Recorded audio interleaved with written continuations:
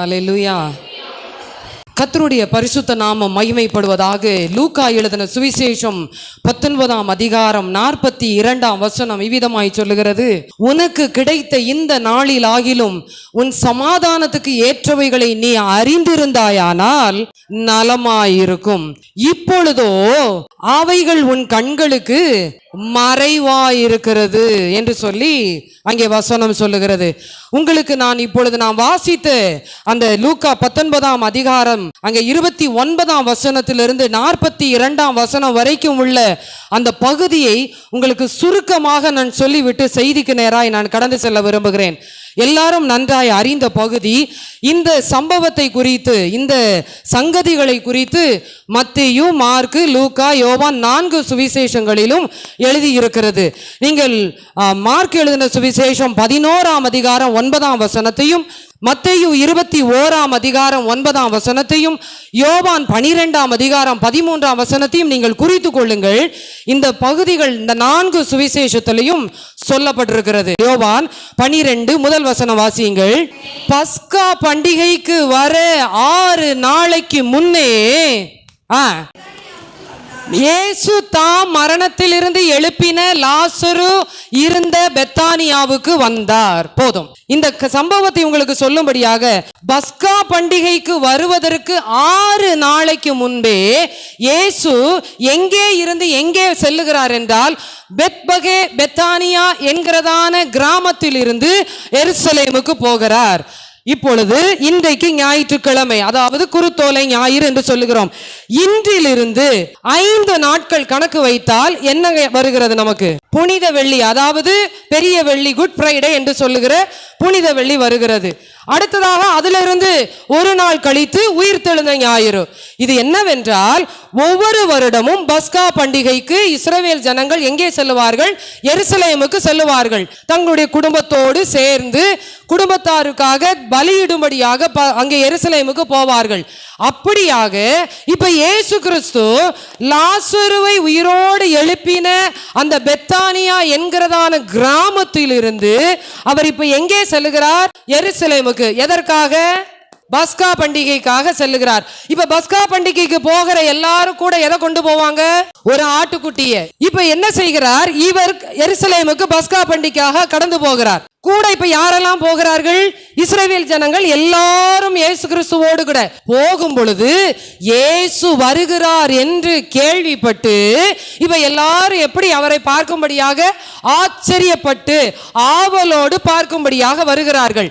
இவர்கள் கொண்டாடுகிற, இவர்கள் அங்கே கர்த்தரை இயேசுவை மகிமைப்படுத்துகிற நோக்கம், பிரதான நோக்கம் என்னவென்றால், இந்த பஸ்கா பண்டிகை நாளில் ஆகிலும் இயேசு கிறிஸ்து யாராய் மாற மாட்டாரா என்று சொல்லி ஒரு ராஜாவாக மாற மாட்டாரா?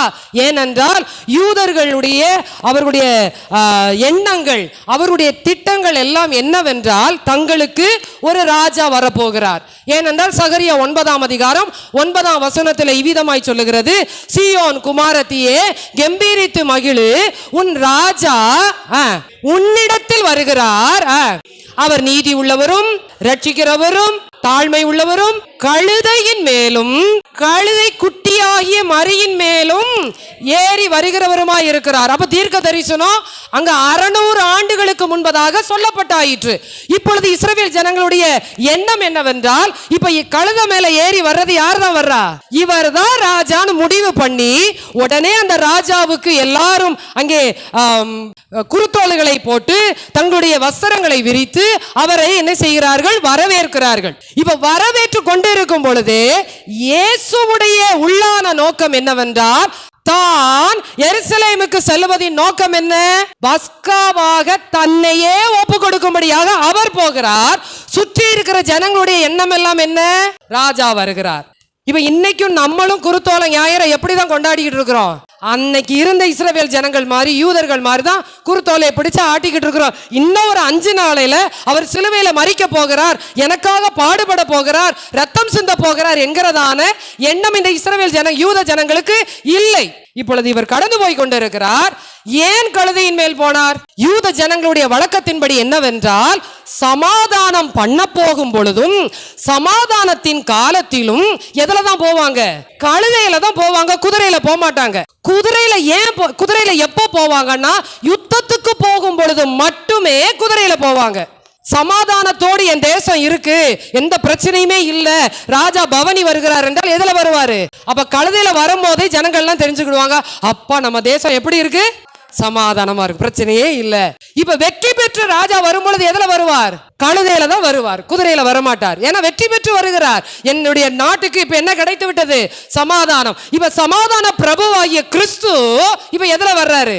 ஏனென்றால் உங்களுக்கு சமாதானத்தை வைத்து போகிறேன். ஹல்லேலூயா. சமாதான பிரபுவாகிய இயேசு கிறிஸ்து கழுதையில வர்றார்.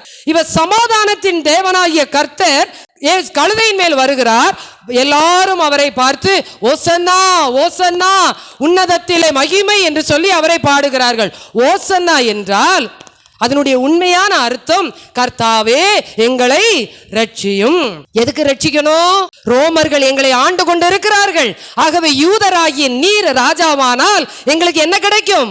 ரட்சிப்பு கிடைக்கும், சமாதானம் கிடைக்கும், விடுதலை கிடைக்கும், நன்மை கிடைக்கும் என்று சொல்லி கர்த்தாவே எங்களை ரட்சியும். நீங்கள் 118ஆம் சங்கீதத்தை வாசிக்கும் பொழுது அந்த முழு சங்கீதமுமே எருசலேமுக்கு நேராக ஜனங்கள் பஸ்கா பண்டிகைக்கு போகும் பொழுது பாடுகிற சங்கீதம் 118ஆம் சங்கீதம். அதுல 25ஆம் வசனத்தை வாசியுங்கள். கர்த்தாவே ரட்சியும், கர்த்தாவே காரியத்தை வாய்க்க பண்ணும் என்று சொல்லி இந்த ஜனங்கள் எல்லாரும் சொல்றாங்க. இப்ப பிரதான ஆசாரியர்கள், மூப்பர்கள் எல்லாரும் சுற்றி இருந்து கொண்டு அவர்களை என்ன செய்கிறார்கள்? பேசாமல் இருக்கும்படி அதட்டினார்கள். அப்ப இயேசு கிறிஸ்து சொல்லுகிறார், நீங்க இவங்க கூப்பிடலனா யாரு கூப்பிடுவா?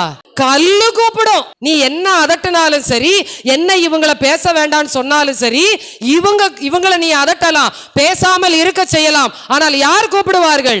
கல்லுகள். கல்லுகள் என்றால் அறியாத ஜனங்கள், என்னை குறித்து தெரியாத ஜனங்கள் கூப்பிடுவார்கள் என்று சொல்லி அவர் சொல்லுகிறார். இப்ப சொல்லி கொண்டு வந்து கொண்டே இருக்கிறார் இயேசு கிறிஸ்து. இதுதான் இப்ப நம்ம இன்னைக்கு செய்திக்குள்ள பார்க்க போற காரியம். 41ஆம் வசனமும் 42ஆம் வசனம், லூக்கா 19:41-42 வரும் பொழுது அவர் சமீபமாய் வந்தபோது நகரத்தை பார்த்து, எந்த நகரத்தை பார்த்து?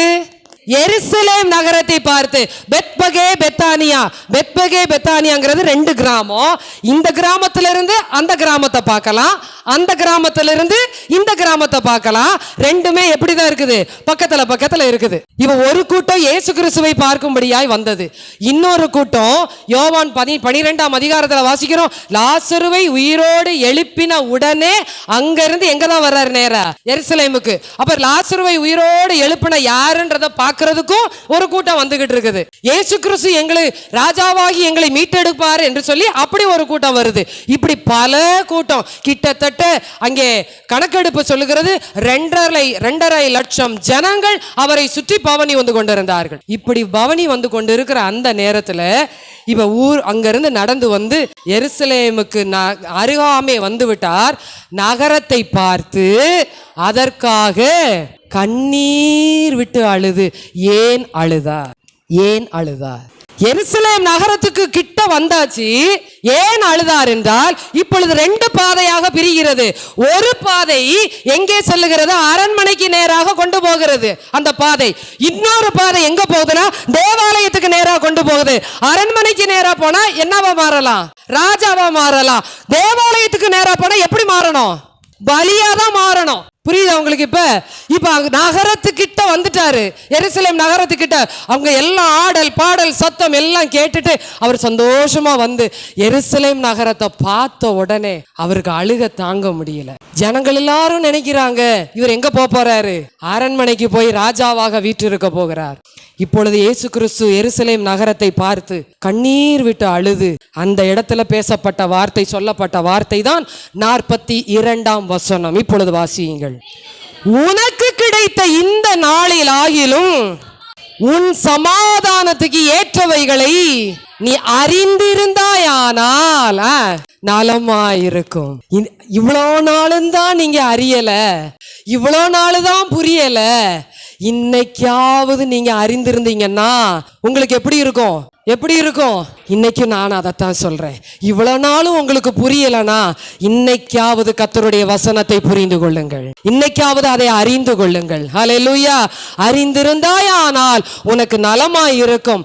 But the time is too late. கடைசியா சொல்றாரு, அவைகள் இப்பொழுதோ அவைகள் உன் கண்களுக்கு மறைவாய் இருக்கிறது. எல்லாம் மறைஞ்சிருச்சு, எல்லாம் மறைஞ்சிருச்சு, ஒண்ணுமே இல்லை. கடைசி நேரத்துல சொல்ற வார்த்தை சொல்லிட்டு நேர தேவாலயத்துக்கு போறார். நீங்க மற்ற சுவிசேஷங்களை பார்க்கும் பொழுது அவர் தேவாலயத்துக்கு போய் காசு விற்கிறவர்களையும் மற்றவர்களை புறா விற்கிறவர்களையும் பார்த்து என்ன செஞ்சாரு? சாட்டை எடுத்து அடுத்து. இப்ப நான் சொல்றேன் அடுத்து ஏன் அப்படின்னு சொன்னா, பஸ்கா பண்டிகைக்கு பலி செலுத்த போவதற்கு முன்பதாக இப்ப நான் போய் பலி செலுத்த, எங்களுடைய குடும்பம் பலி செலுத்த போகுதுன்னு சொன்னா குடும்பத்தின் தலைவர் என்ன பண்ணணும்? எங்க குடும்பத்தின் சார்பா கொண்டு போகிற ஆட்டுக்குட்டியை பிரதான ஆசாரியின் இடத்துல கொண்டு போய் 5 நாளைக்கு முன்னாடி என்ன பண்ணணும்? அந்த ஆட்டுக்குட்டியை காட்டணும். எதுக்கு? காலுல நல்லா இருக்கா, காது நல்லா இருக்கா, கண்ணு நல்லா இருக்கா, உடம்புல எதுவும் பழுது இருக்கா, சூடு வாங்கி இருக்குதா, காயம் இருக்குதா, தழும்பு இருக்கான்றதெல்லாம் அவர் என்ன பண்ணுவாரு?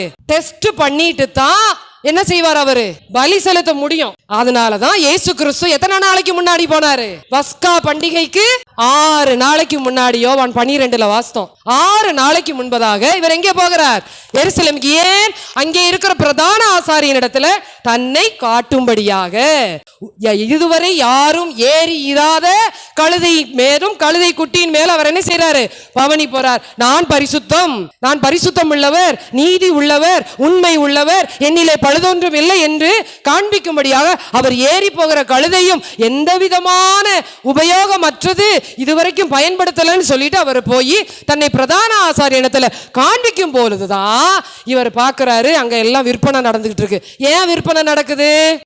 மோசேயின் ஆகமத்தில் எழுதப்பட்டிருக்கிறது எல்லாரும் பலி செலுத்த போனோம். இப்ப எருசலேம்ல திருச்சியில இன்னைக்கு பலி செலுத்தணும் அப்படின்னு சொன்னா சென்னையில இருந்து வர்றாங்க, நடந்தே வரணும். எல்லாரும் நடந்தே வரும் பொழுது எத்தனை நாளைக்கு முன்னாடி வரணும்? 5 நாள் 6 நாளைக்கு முன்னாடி வரணும். வரும் பொழுது கூடவே என்னத்தையும் கூட்டிட்டு வரணும் அவங்க.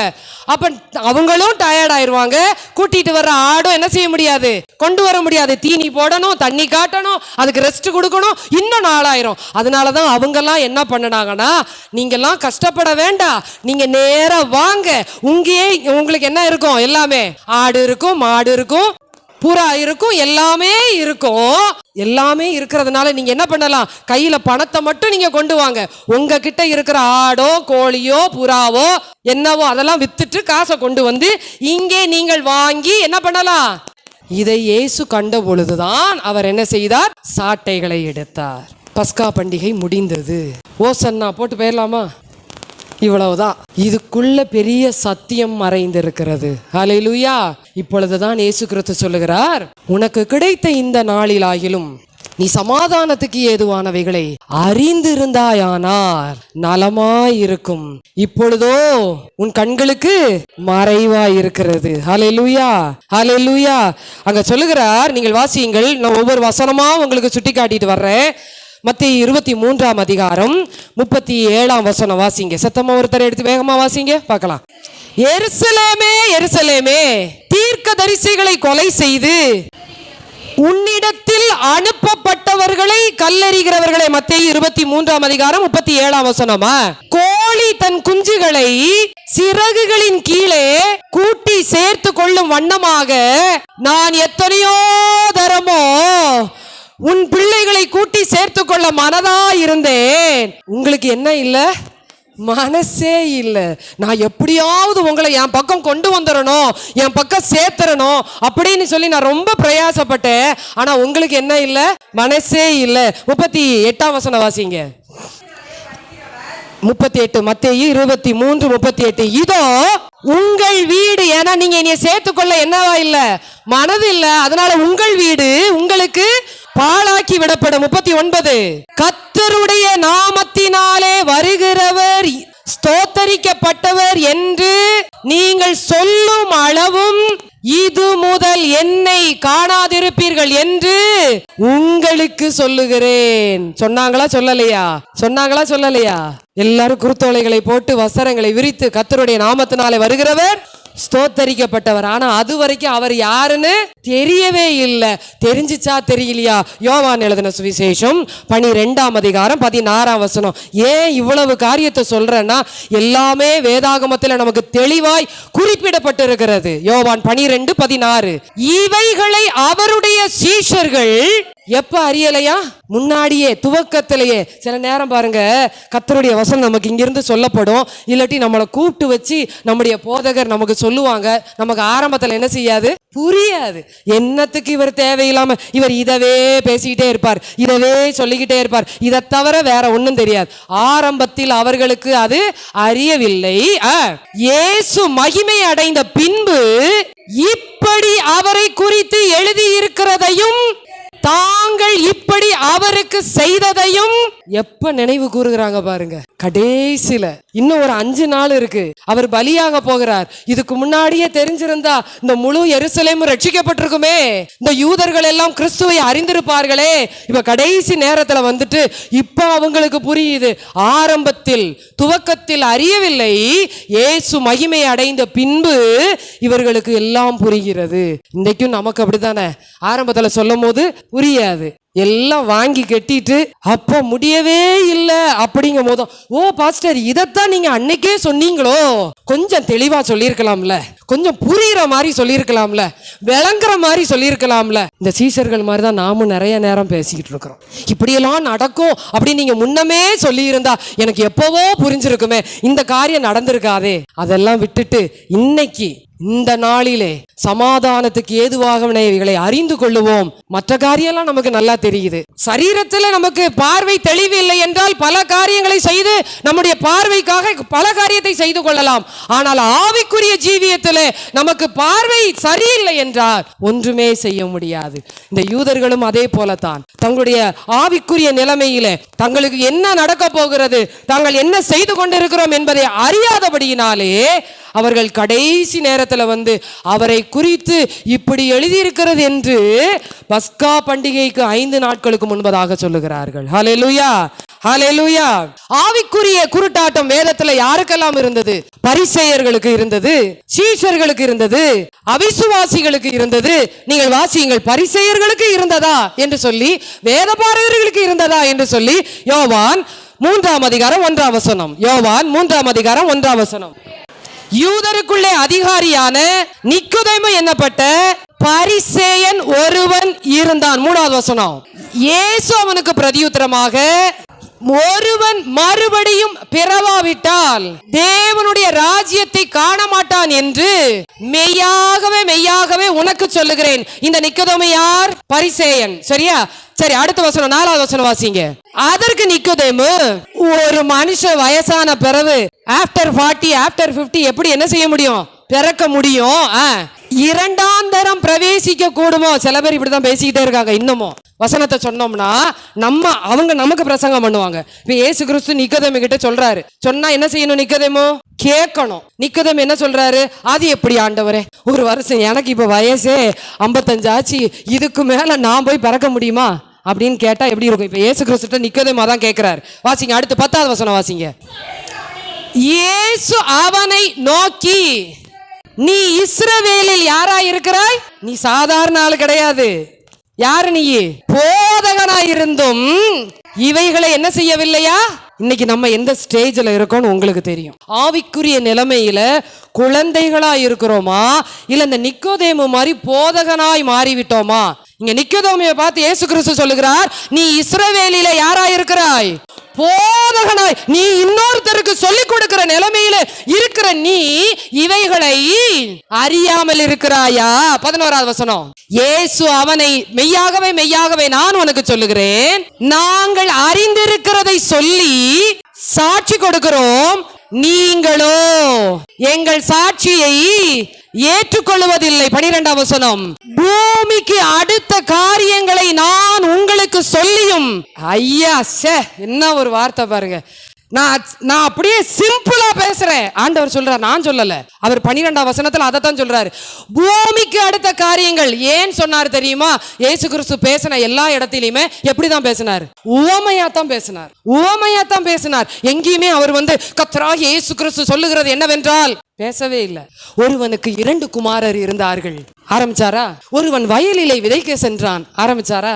அதத்தான் சொல்றார், பூமிக்கு அடுத்த காரியங்களை நான் உங்களுக்கு சொல்லியும் நீங்கள் என்ன செய்யல, விசுவாசிக்கல. பரம காரியங்களை உங்களுக்கு சொல்வேனானால் எப்படி விசுவாசிப்பீங்க? எப்படி வார்த்தை பாருங்க. உண்மையிலே நான் தேவனை நன்றி நிறைந்த இருதயத்தோடு மகிமைப்படுத்தினேன். எல்லாரும் குருத்தொலை பிடிச்சிட்டு ஓசன்னா ஓசன்னா ஓசன்னா பவனி போடுறதும் பாட்டு பாடுறதும், இங்க எவ்வளவு சத்தியம் மறைந்து கிடக்கிறது. ஹல்லேலூயா, ஹல்லேலூயா. இவைகள் உங்களுக்கு இப்பொழுது மறைவாயிருக்கிறது. ஆண்டவர் சொல்றார், நான் சிம்பிளா தானே பேசினேன் உங்ககிட்ட. வெள்ளி காசு காணாம போச்சு, ஒருத்தனுக்கு 100 ஆடு இருந்துச்சு, 99 இருக்குது, ஒன்ன காணோம் சொன்னேன்ல. எல்லாத்தையும் நான் பூமிக்கு அடுத்த காரியங்களை வைத்து தானே நான் பேசினேன். புரியலையே உங்களுக்கு? அடுத்து வாசிங்க. பரலோகத்தில் இருந்து இறங்கினவரும் பரலோகத்தில் இருக்கிறவருமான மனுஷகுமாரனை அல்லாமல் பரலோகத்துக்கு ஏறினவன் ஒருவனும் இல்லை. ஹல்லேலூயா. சத்தமாய் சொல்லுவோமா? ஹல்லேலூயா. இன்னும் சத்தமாய் சொல்லுவோமா? ஹல்லேலூயா. இப்படிப்பட்ட காரியங்களை தேவனாகிய கர்த்தர் இந்த வசனத்தை குறித்ததான தெளிவை குறித்து பேசி கொண்டிருக்கிறார். புளித்த மாவை பேசினா இவங்க டக்குன்னு எங்க போவாங்க? அப்பம் கொண்டு வரல. அதுக்கு தான் சொல்றாரோ? புரியுதா உங்களுக்கு? இப்ப அதை தான் ஆண்டவர் சொல்ற, பூமிக்கு எடுத்த காரியங்களை வச்சு நீங்க எதை யூஸ் பண்றீங்களோ அதை வச்சுதான் சொன்னேன். 2 பேர் வயலில் இருப்பார்கள், ஒருவர் ஏற்றுக்கொள்ளப்படுவார், ஒருவர் கைவிடப்படுவார். 2 பேர் மாவாட்டிக்கிட்டு இருப்பாங்க, ஒருத்தர் ஏற்றுக்கொள்ளப்படுவார், ஒருத்தர் கைவிடப்படுவார். இவங்க உடனே நினைச்சிட்டாங்க, நம்ம 2 பேர் தான் மாவாட்டிக்கிட்டு இருக்கோம், நீ போவ நான் போவேன். இவங்க 2 பேரும் இப்படி பேசிட்டு இருக்கிறாங்க. ஆண்டவர் சொல்றார், அட மக்கு, நான் அதை பேசல. புரியுதா உங்களுக்கு? ஹல்லேலூயா. இதைத்தான் இன்னைக்கு பஸ்கா பண்டிகைக்கு போறதுக்கு முன்னாடி எருசலேமுக்கு முன்னாடி நின்றுட்டு அவர் அழுகிறார் பரிதாபமா. இயேசு கிறிஸ்து கண்ணீர் விட்டு அழுது இன்னைக்கு உங்களையும் என்னையும் பார்த்து ஆண்டவராகிய இயேசு கிறிஸ்து பிதாவாகிய தேவன் கண்ணீர் விட்டு அழுகிற நிலைமைக்கு நம்ம மாறிவிடக்கூடாது. இவ்வளவு நன்மை செஞ்சிருக்கிறேனே, இவ்வளவு காரியம் பண்ணியிருக்கிறேனே, ஆனாலும் இவங்க இன்னைக்கு எனக்கு பிரெட் இல்லை, எனக்கு அது இல்லை, இது இல்லை, அது கிடைக்கல, இது கிடைக்கல, ஆண்டவர் எனக்கு என்ன பண்ணினார், ஆண்டவர் எனக்கு என்ன தந்தார், அது தந்தாரா, இது தந்தாரா, உன்னை ஜீவனோடு நான் வைத்திருக்கிறேனே, உன்னை நான் ரட்சித்திருக்கிறேனே, உன் பாவத்தை மன்னித்திருக்கிறேனே, என்னுடைய பிள்ளையாய் மாற்றி இருக்கிறேனே. ஹல்லேலூயா. அதெல்லாம் விட்டுட்டு அது தந்தாரா, இது தந்தாரா, இதை செஞ்சாரா?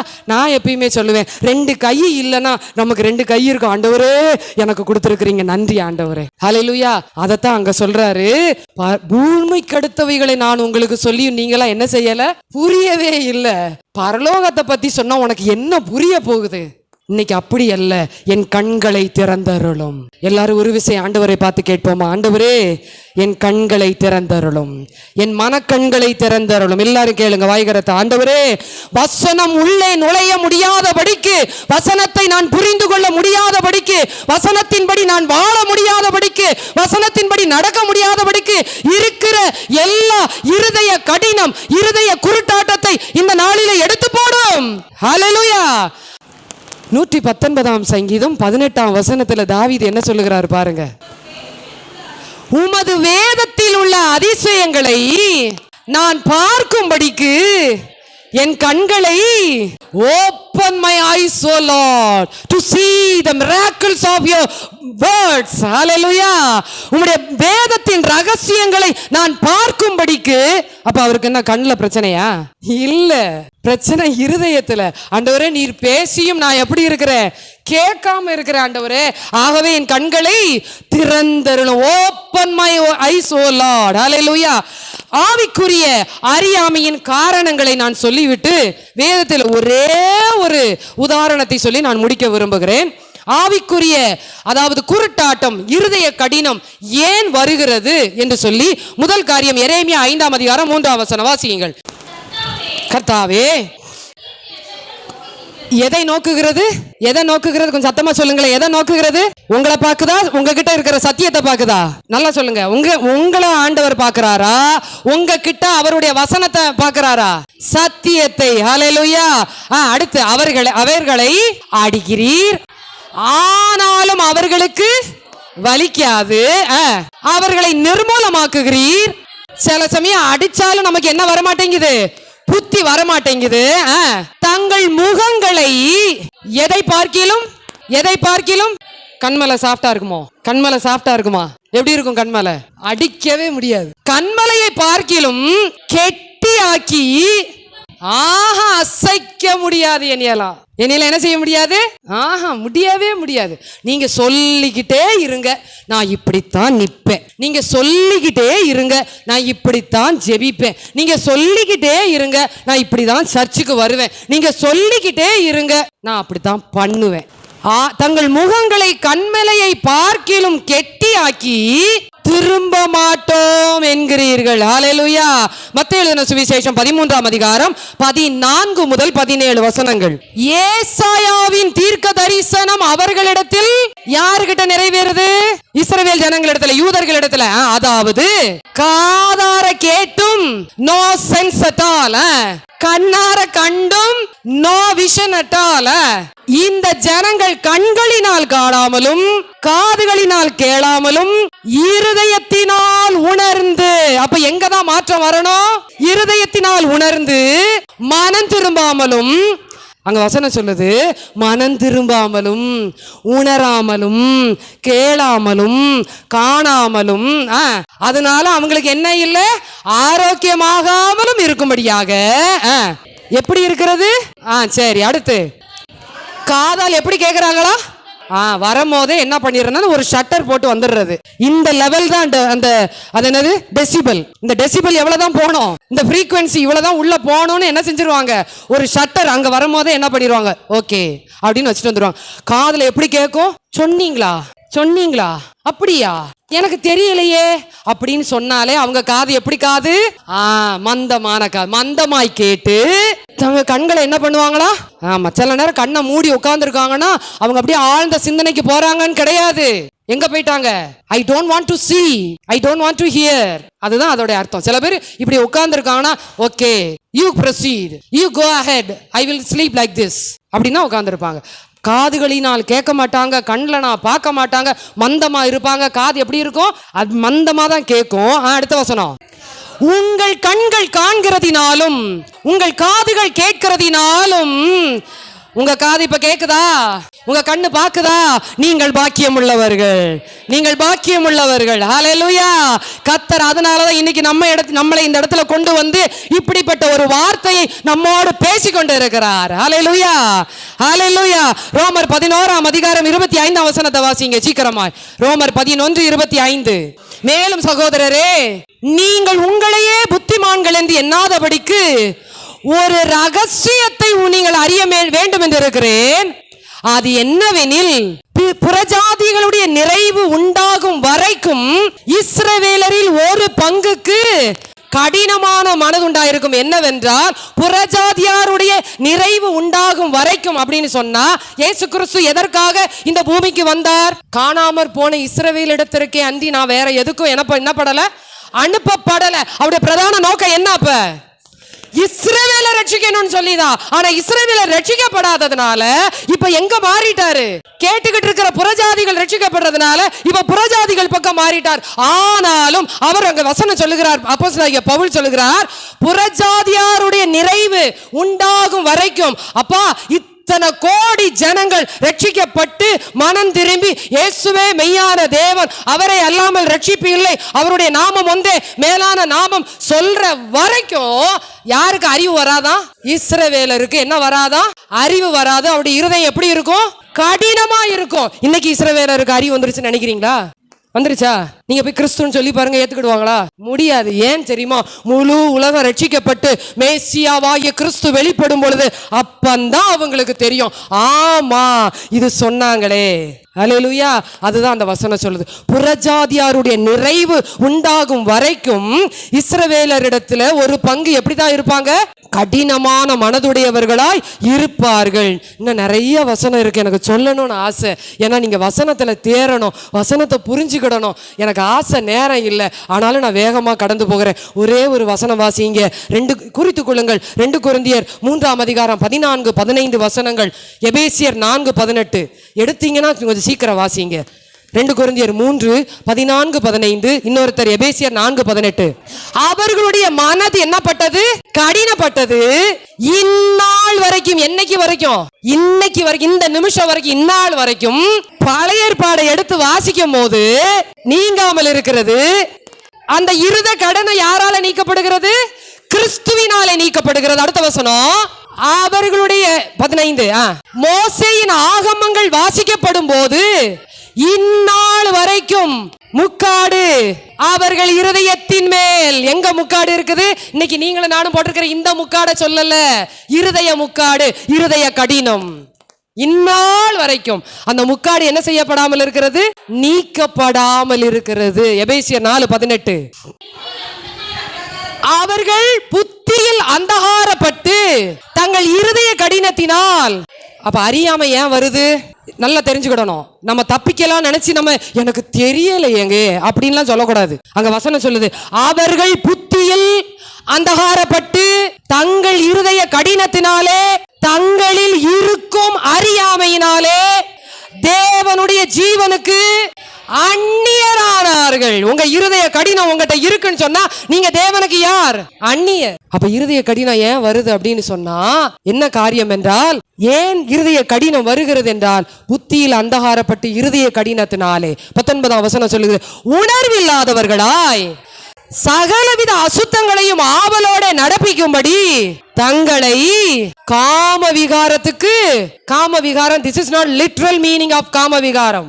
ஏன்னா இஷ்டத்துக்கு நடக்கிறது தான் காம விகாரம். அவன் போன போக்குன்னு சொல்லுவோம்ல, அதுதான் அது. நம்ம லிட்ரலா அதை எடுத்துக்கிடுறோம். உணர்வில்லாதவர்களாய் சகலவித அசுத்தங்களையும் ஆவலோட நடப்பிக்கும்படி தங்களை காம விகாரத்துக்கு ஒப்பு கொடுத்திருக்கிறார்கள். நீங்களோ இவ்விதமாய் கிறிஸ்துவை கற்றுக்கொள்ளவில்லை. ஹல்லேலூயா, ஹல்லேலூயா. முதல் காரியம், இருதய கடினத்தினாலே நம்முடைய கண்கள், இருதய ஆவிக்குரிய கண்கள் குருடாக்கப்பட்டிருக்கிறது.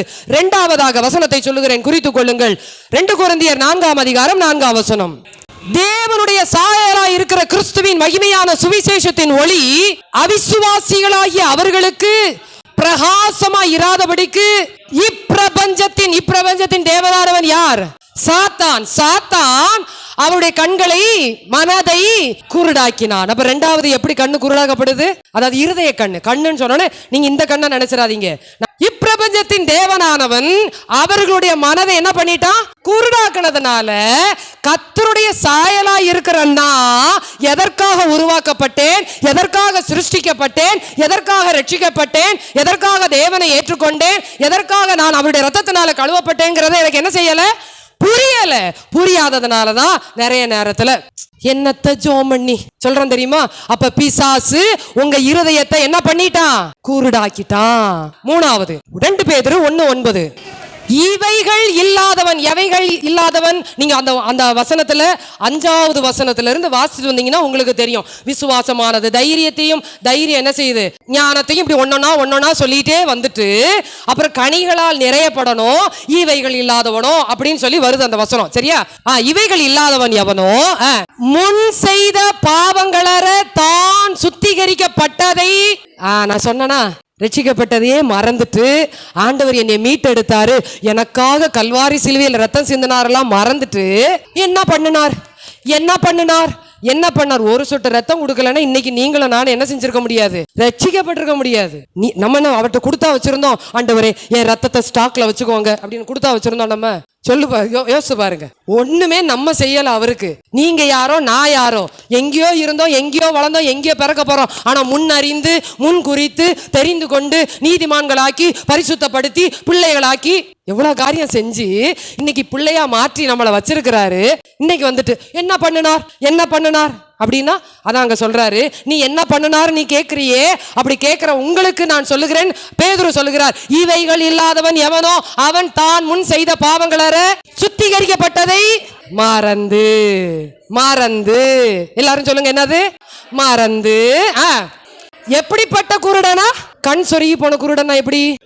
தெரியும் தெரியாது, கேட்கும் கேட்காது, புரியும் புரிஞ்சிருச்சா?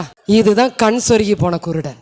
இப்படிப்பட்ட நிலைமையில இருக்கிற அந்த இஸ்ரவேல் ஜனங்களை பார்த்து அவர் பேசினார். இன்னைக்கு நம்மளை பார்த்து பேசிக்கொண்டே இருக்கிறார். கடைசி நாளிலே கர்த்தராகிய கிறிஸ்து வெளிப்படும் பொழுது நீங்களும் நானும் இப்படிப்பட்டவர்களாய் மாறிவிடக் கூடாது என்பதற்காக தேவனாகிய கர்த்தர் நம்மோடு பேசிக்கொண்டே இருக்கிறார். ஹல்லேலூயா, ஹல்லேலூயா.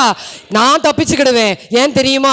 நான் ஆண்டவர்கிட்ட சொல்லுவேன், ஆண்டவரே நிற்கவே முடியாத நிலைமையில அவ்வளவு பலவீனத்துல நான் நின்று இந்த ஏப்ரல் மாதம் 13ஆம் தேதி குருத்தோலை ஞாயிறு அன்னைக்கு இந்த செய்தியை நான் பேசினேன். ஆண்டவரே மணியை பார்த்து பேசினேன், வேக வேகமா பேசினேன். நான் சொல்லிடுவேன், காதுள்ளவன் கேட்க கடவுள். ஹல்லேலூயா.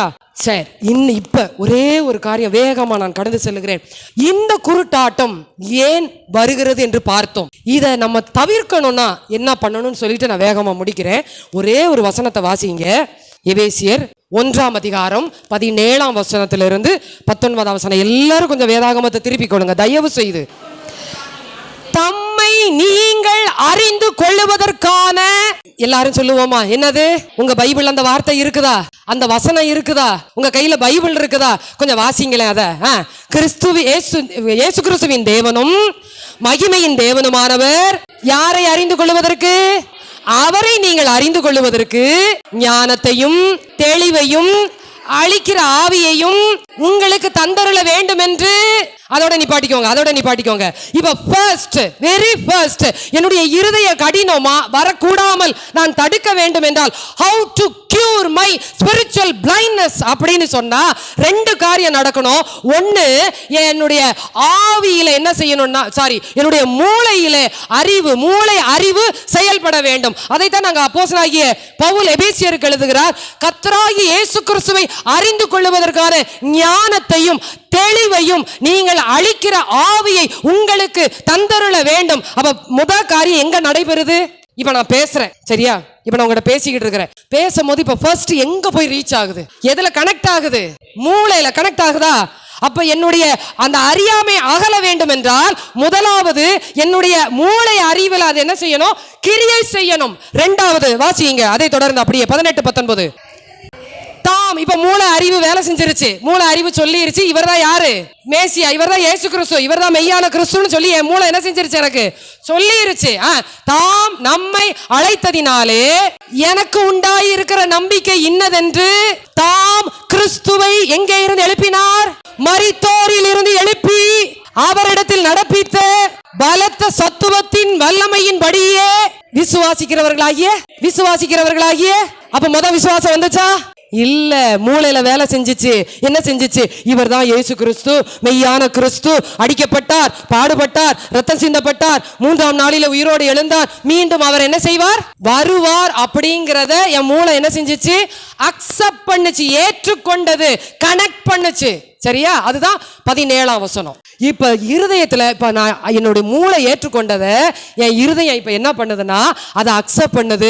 வல்லமையின்படியே விசுவாசிக்கிறவர்களாகிய நம்மிடத்தில் என்னிடத்தில் காண்பிக்கும் அவருடைய வல்லமையின் மகா மேன்மையான மகத்துவம் இன்னதென்று நீங்கள் இருதய கண்கள் திறக்கும்படிக்கு அவர் உங்களுக்கு பிரகாசமுள்ள மனக்கண்களை கொடுக்க வேண்டும் என்று.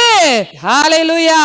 அப்ப ஃபர்ஸ்ட் என்னுடைய ஆவிக்குரிய குருட்டாட்டம் போகணும்னா என்னுடைய மூளை அறிவு வேலை செய்யணும், என்னுடைய இருதய அறிவு என்ன செய்யணும்? வேலை செய்யணும். Brain knowledge and heart knowledge ரெண்டு இருக்கு.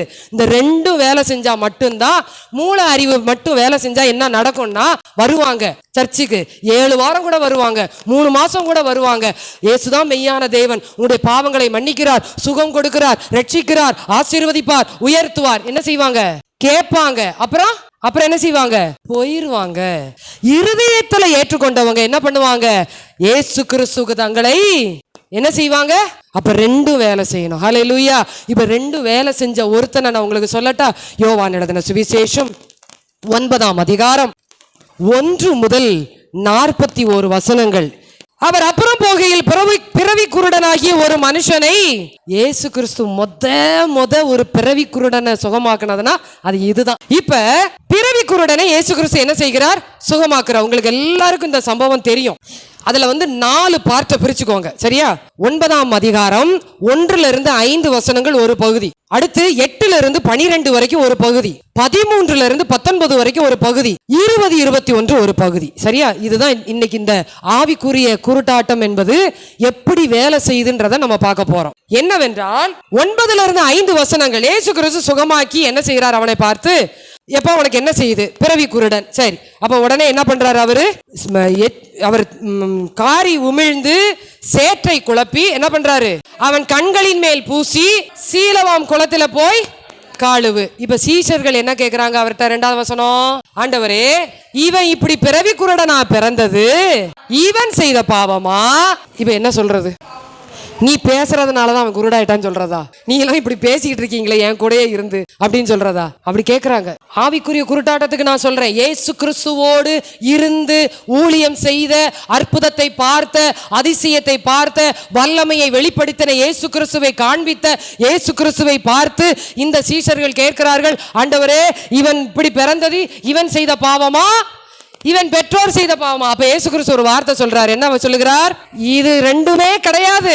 தேவனுடைய கிரியைகள் இவனிடத்தில் வெளிப்படும் பொருட்டு இப்படி எனக்கு இப்படி நடக்குது, இது எங்க அம்மா அப்பா செஞ்ச தப்பா, நான் செஞ்ச பாவமா, நான் யாருக்கு என்ன துரோகம் பண்ணினேன், யாருக்கு என்ன குற்றம் பண்ணினேன், எனக்கு போய் இப்படி என் குடும்பத்துல எப்படி, அப்படி நீங்க சொல்லிட்டாலே நீங்க எங்க தான் இருக்கிறீங்க?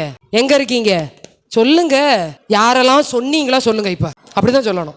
இது வரைக்கும் எனக்கு ஏன் தான் என் லைஃப்ல இப்படியெல்லாம் நடக்குதோ, என் வாழ்க்கையில ஏன் தான் இப்படி, நான் யாருக்கு என்ன துரோகம் பண்ண, கனவுல கூட தப்பு நினைக்க மாட்டேன் அப்படின்னு யாரெல்லாம் பேசுனீங்களோ இப்ப சொல்லுங்க, தேவனுடைய கிரியைகள் வெளிப்படும்படிக்கு இப்படி நடந்தது. அல்லேலூயா சொல்லல. தேவனுடைய கிரியைகள் வெளிப்படும்படிக்கு என்னிடத்தில் இப்படி நடந்தது. ஹல்லேலூயா, ஹல்லேலூயா. ஒரு காரியம் உங்களுடைய வாழ்க்கையில சம்பவிக்கிறது என்றால் ஒன்றை உணர்ந்து கொள்ள வேண்டும். ஆண்டவர் ஏதோ ஒரு அற்புதத்தை செய்ய போகிறார், ஆண்டவர் ஏதோ ஒரு மகிமையை வெளிப்படுத்த போகிறார், ஆண்டவர் ஏதோ வல்லமையை காண்பிக்க போகிறார், ஆண்டவர் ஏதோ தம்முடைய பிரசன்னத்தை விளங்க பண்ண போகிறார். ஹல்லேலூயா. எதுவுமே என் கையில இல்ல. அவன் வீடு வாங்கிட்டான், இவன் வீடு, அவன் கட்டிட்டான், இவன் கட்டிட்டான், அவன் படிச்சுட்டான், அவன் முன்னேறிட்டான், படிச்சு முடிச்சோடனே வேலை கிடைச்சிருச்சு, வேலை கிடைச்ச உடனே கல்யாணம் பண்ணணும், கல்யாணம் பண்ணோடனே பிள்ளை பிறந்துருச்சு. ஆண்டவரே, என்னிடத்தில் உம்முடைய வல்லமை என்ன வெளிப்பட வேண்டும், என் மூலமாய் உம்முடைய கிரியைகள் என்ன வெளிப்பட வேண்டும். ஹல்லேலூயா. சில நேரங்களில் ஆரம்ப நாட்களில் வந்திருக்கும் பொழுது பிரதர் மோசஸ் அவர்களும் சிந்தியா சிஸ்டரும் அவங்க அந்த பிள்ளைக்காக அவர்கள் கதறி அழும் பொழுது ஒரே ஒரு வார்த்தை நாங்கள் அவங்களுக்கு ஜெபம் பண்ண தெரியுமா? கர்த்தர் அடுத்து உங்களுக்கு செய்ய போகிறது மகத்தான காரியத்தை செய்வார், வல்லமையை வெளிப்படுத்துவார். ஹல்லேலூயா. அவர்களுக்கே தெரியல அவங்க கன்சீவா இருக்கும்னு சொல்லி கர்த்தர் அற்புதத்தை செய்தார். ஹல்லேலூயா. சில நேரம் நம்ம இழந்ததை பார்க்கும் பொழுது, சில நேரம் கிடைக்காததை பார்க்கும் பொழுது, சில நேரம் நடக்காததை பார்க்கும் பொழுது நமக்கு எப்படி இருக்கும்? கஷ்டமா தான் இருக்கும், இல்ல நான் சொல்லல, வேதனையா தான் இருக்கும். ஆனாலும் அந்த இடத்துல ஆண்டவரே, இதன் மூலமாய் நீர் என்ன கிரியை வெளிப்படுத்த போகிறீர். ஹல்லேலூயா. இதன் மூலமாய் நீர் என்ன பெரிய காரியங்களை செய்ய போகிறீர் கேட்டு பாருங்க, கர்த்தர் அற்புதத்தை செய்வார். சீஷர்களிடத்துல காணப்பட்ட ஆவிக்குரிய குருட்டாட்டம். 2வது அதே 9ஆம் அதிகாரம் 8ஆம் வசனத்திலிருந்து 12ஆம் வசனம். அடுத்து பாருங்க, இவன் கண்ணு திறக்கப்பட்டுருச்சு. இப்ப கண்ணு திறக்கப்பட்டோன்னு இவன் என்ன பண்றா? திரும்ப போய் உட்கார்ந்த இடத்துல உட்காருவானா? எங்க போறான்? இவன் ஜனங்களோட உலாவுகிறான். இப்ப உலாவுன உடனே அவனுடைய நண்பர்கள், ஃப்ரெண்ட்ஸ், அவனுடைய சொந்தக்காரவங்க எல்லாரும் பார்த்துட்டு, ஏய், அன்னைக்கு இவனை கைய பிடிச்சுல கூட்டிட்டு வந்தாங்க, இவன் இப்ப எப்படியே நடக்கிறான்? இவன் யாரு? பிறக்கும் போதே எப்படி பிறந்தான்? குருடனால பிறந்தான். இவனுக்கு எப்படி கண்ணு திறந்தது என்று சொல்லி 9ஆம் வசனம், சாயலா இருக்கிறான் என்றார்கள். அவனோ நான் தான் அவன் என்றான். அப்பொழுது அவர்கள் அவனை நோக்கி, உன் கண்கள் எப்படி திறக்கப்பட்டது என்றார்கள். இயேசு என்னப்பட்ட ஒருவர் என்ன பண்ணாரா? ஆமா, அயலகத்தாருக்கும் அங்க இருதய கடினம். இவன் என்ன சொல்றான்? இயேசுவை எப்படி வெளிப்படுத்துகிறான்? ஒரு நபராய் வெளிப்படுத்துகிறான். இன்னைக்கு நம்ம எப்படி பண்றோம்? இயேசுவை டாக்டர்ஸ் எமாங் த டாக்டர்ஸ். உண்மையா இல்லையா? இயேசு கிறிஸ்து என்ன செய்கிறார்? சுகம் கொடுக்கிறார். டாக்டர்ஸ் எமாங் த டாக்டர்ஸ், இன்ஜினியர் எமாங் த இன்ஜினியர். அப்புறம் இருக்கிற பேங்க்ல, எல்லா பேங்க்லயும் இவர் தான் என்ன பெரிய பேங்க் வச்சிருக்கிற மாதிரி. இயேசுவின் இடத்தில் வா, உன் கடன்களை எல்லாம் ஆமா, இவர் RBI பேங்கோட பெரிய பேங்க் வச்சிருக்கிறார். இதே மாதிரி தான் இந்த பிறவி குருடன்னு சொன்னா. இயேசு எண்ணப்பட்ட நீங்க எங்க போறீங்க? சும்மா ஞாயிற்றுக்கிழமை சும்மா இருக்க வேண்டாமேன்னு போய் சர்ச்சுக்கு போயிட்டு வரேன். இப்படிதான் நம்ம சொல்லிக்கிட்டு இருக்கிறோம். மெய்யான கிறிஸ்துவை ஆராதிக்கும்படியாக சொல்றோமா நம்ம? இயேசு எண்ணப்பட்ட ஒருவர் இருதய கடினம், சீஷர்களிடத்துல இருதய கடினம், அயலகத்தார் நண்பர்களிடத்துல இருதய கடினம். மூன்றாவது 9ஆம் அதிகாரம் 13-19 வரைக்கும். பரிசேயனிடத்தில் கொண்டு போனார்கள். அவன் கண்களை திறந்த நாள் ஓய்வு நாளா இருந்தது. நீ எப்படி பார்வை அடைந்த, உனக்கு என்ன நடந்துச்சுன்னு டீட்டெயிலாம் கேக்குறாங்க. பரிசேயரில் சிலர் அந்த மனுஷன் ஓய்வு நாளை கை கொள்ளாததினால் அவன் தேவனிடத்தில் இருந்து வந்தவன் அல்ல என்றார்கள். வேறு சிலர் பாவியாய் இருக்கிற மனுஷன் இப்படிப்பட்ட அற்புதங்களை எப்படி செய்வான் என்றார்கள். இவ்விதமாய் அவர்களுக்குள்ளே மூன்றாவது பரிசேயரிடத்துல இருதய கடினம். அந்த ஒரு அதிகாரத்துல எவ்வளவு சாப்டர் வருதுன்னு பாருங்க. சீஷர்களிடத்துல இருதய கடினம், அயலகத்தார் இடத்துல இருதய கடினம், பரிசேயரிடத்துல இருதய கடினம். இப்ப இந்த பரிசேயர்கள் என்ன சொல்றார்கள் தெரியுமா? அவர்களை பார்த்து, அவர் யாரு? பாவியான மனுஷன், அவர் எப்படி அற்புதம் செய்ய முடியும்? நான்காவது பாருங்கள், அதே யோவான் 9:20-21. தாய் தகப்பன்மார் பிரதியுத்தரமாக, இவன் எங்க பிள்ளைதான், அதெல்லாம் கரெக்ட் தான், குருடனாய் பிறந்தான் என்பது எங்களுக்கும் தெரியும். இவன் எப்படி கண்ணு இவனுக்கு திறந்துச்சுன்னு சொல்லி எங்களுக்கு தெரியாது. கண்களை திறந்தவன் இன்னான் என்பதும் எங்களுக்கு தெரியாது. அப்படின்னா என்ன அர்த்தம்னா, இவன் நல்ல விவரம் தெரிஞ்ச ஆளுதான். சொல்லக்கூடிய அளவுக்கு சொல்ல தெரியாத அளவுக்கு சின்ன பிள்ளைலாம் கிடையாது. நீங்க கேட்டால அவன் என்ன செய்வான்? சொல்லுவான். அதனால யார்கிட்ட போய் கேளுங்க?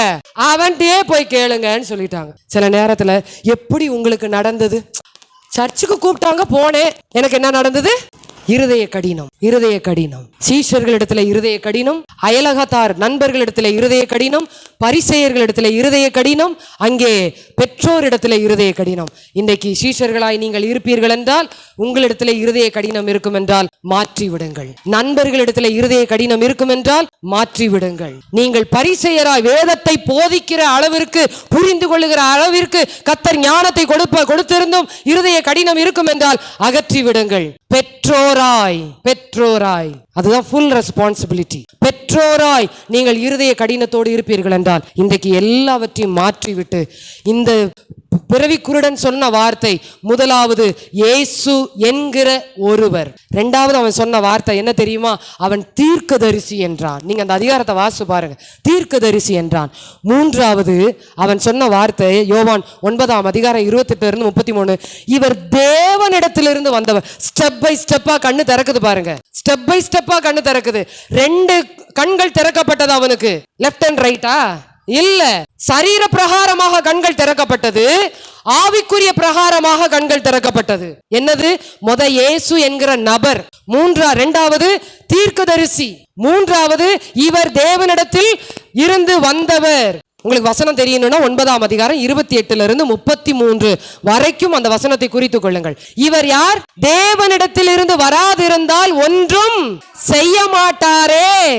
தீர்க்க தரிசனவன் டக்குன்னு மாறிட்டான். இயேசு கிறிஸ்து போய் பேதுருவிட்ட கேட்கிறார், எப்பா ஊருக்குள்ள என்னைய பத்தி என்ன சொல்றாங்க?